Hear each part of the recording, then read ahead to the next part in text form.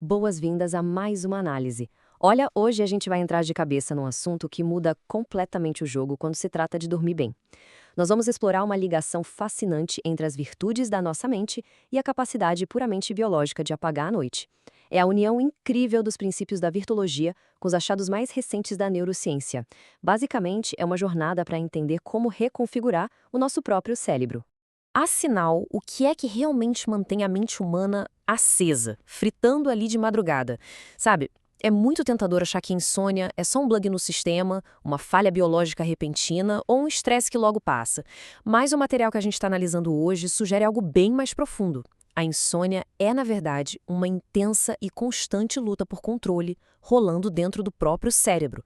Bom, vamos dar uma olhadinha no nosso roteiro de hoje. O nosso foco vai passar por 6 pontos essenciais: o cérebro na insônia, a solução pela ótica da virtologia, as virtudes da aceitação, do otimismo e da fé, e, no fim, como tudo isso se junta para criar aquela sensação de segurança para desligar. Então, começando pela parte 1. O cérebro na insônia, em modo de sobrevivência. Vamos entender a raiz biológica do porquê a mente simplesmente se recusa a desligar. É como se existisse um conflito interno gigantesco acontecendo.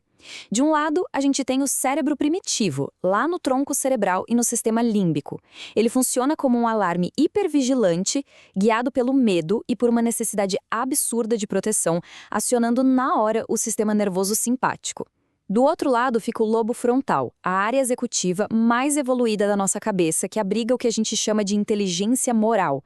É o lobo frontal que tem a capacidade de dizer: "Ei, acalma aí", anulando esses falsos alarmes e promovendo o relaxamento via sistema parasimpático. O grande problema na insônia é que esse cérebro primitivo fica travado no modo de sobrevivência. E olha que ironia, a insônia costuma piorar justamente por causa daquela luta contra o sono. Ao não aceitar o estado de vigília e ficar virando de um lado para o outro, irritado por não conseguir dormir, acidentalmente aciona-se o botão de luta ou fuga. Isso hiperativa o eixo HPA e inunda o corpo com cortisol, o famoso hormônio do estresse, blindando totalmente o organismo contra o descanso. Não tem como dormir achando que tem um leão no quarto, né? Indo para a parte 2, a solução da virtologia, focada em construir competências. Sabendo desse conflito exaustivo, como a gente vira essa chave biológica? Essa imagem ilustra perfeitamente a evolução que precisa acontecer. Para existir uma cura verdadeira, a gente tem que tirar o volante das mãos desse sistema límbico primitivo e passar o comando lá para o lobo frontal, que é onde habitam o raciocínio e a regulação emocional. E isso nos traz a definição central da nossa análise. A mágica acontece na integração entre a virtologia e a neuroplasticidade, que é o processo de construir ativamente competências da personalidade, as famosas virtudes, direto no lobo frontal. O objetivo? Sobrepor aqueles instintos primitivos, reescrevendo literalmente os caminhos neurais. E um ponto fundamental aqui: virtudes não são só ideias bonitas ou conceitos éticos, elas são ferramentas cognitivas poderosas e ativas que reconfiguram a resposta do cérebro. Parte 3. A virtude da aceitação, reduzindo a resistência. Vamos mergulhar na primeira ferramenta prática que desliga essa hiperatividade.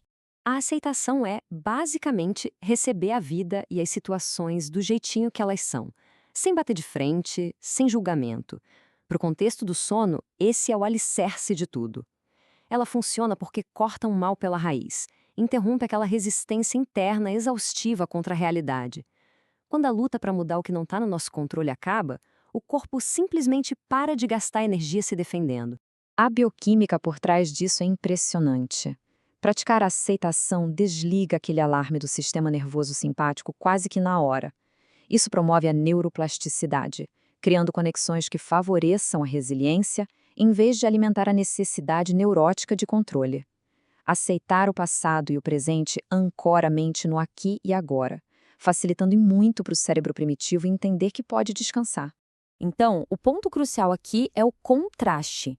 Estar num estado de resistência é pisar fundo no acelerador da resposta de luta ou fuga, mantendo a mente em alerta máximo. Já a adaptação, que nasce da aceitação, faz o exato oposto. Ela funciona como uma baita placa de pare, sinalizando segurança total para o sistema nervoso. Avançando para a parte 4, a virtude do otimismo, trocando o viés negativo. Vamos ver como essa postura mexe de verdade com a nossa química. Importante deixar claro, tá? O otimismo aqui na virtologia passa longe daquela positividade cega e ingênua.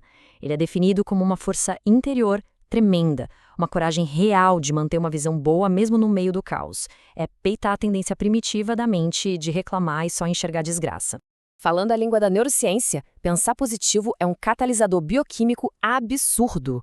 Ativa o córtex pré-frontal e estimula a liberação dos neurotransmissores certinhos que a gente precisa para apagar. A serotonina, que é a rainha na regulação do ciclo do sono, e a dopamina, que traz aquele bem-estar gostoso. Tudo isso junto limpa a ansiedade do sistema.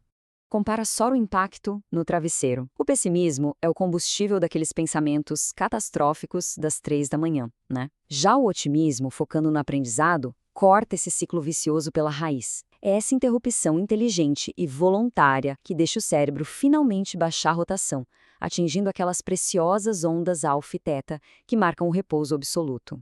Parte 5. A virtude da fé, entregando o controle.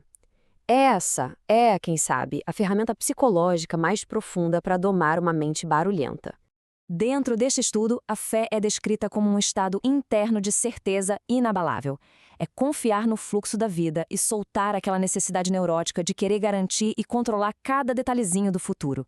É a confiança de que vai dar tudo certo, mesmo sem ter um papel assinado provando isso agora. Tem uma reflexão aqui que é um verdadeiro soco no estômago, no bom sentido. A falta de fé faz com que o indivíduo evite a vida por não ter certeza, mantendo uma energia constante de pessimismo e ansiedade. É exatamente o medo do desconhecido que prende o corpo em estado de terror à noite. Fisiologicamente, o alvo aqui é a rede de modo padrão, ou DMN. É aí nessa rede que moram as obsessões e aquele ego hipervigilante que fica repassando cada fala, cada problema do dia na hora de deitar. A prática do estado de fé ajuda ativamente a desativar essa exata rede, silenciando aquele rádio ligado na madrugada.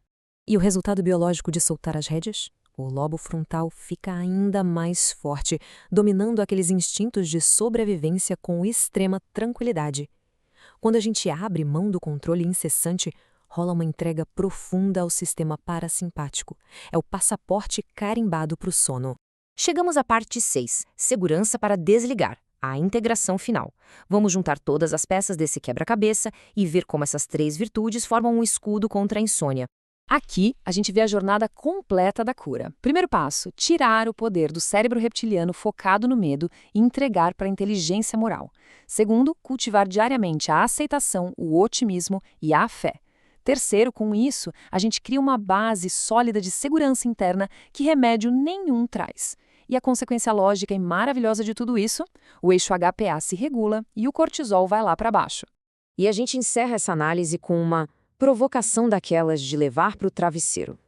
Que descanso absoluto, que paz magistral a mente humana pode alcançar quando, finalmente, para de lutar contra o fluxo da vida. A verdadeira resposta para noites bem dormidas não está em ficar brigando com os lençóis de madrugada, mas em ter a coragem de cultivar virtudes que ensinam o próprio cérebro a confiar e, acima de tudo, a descansar de verdade.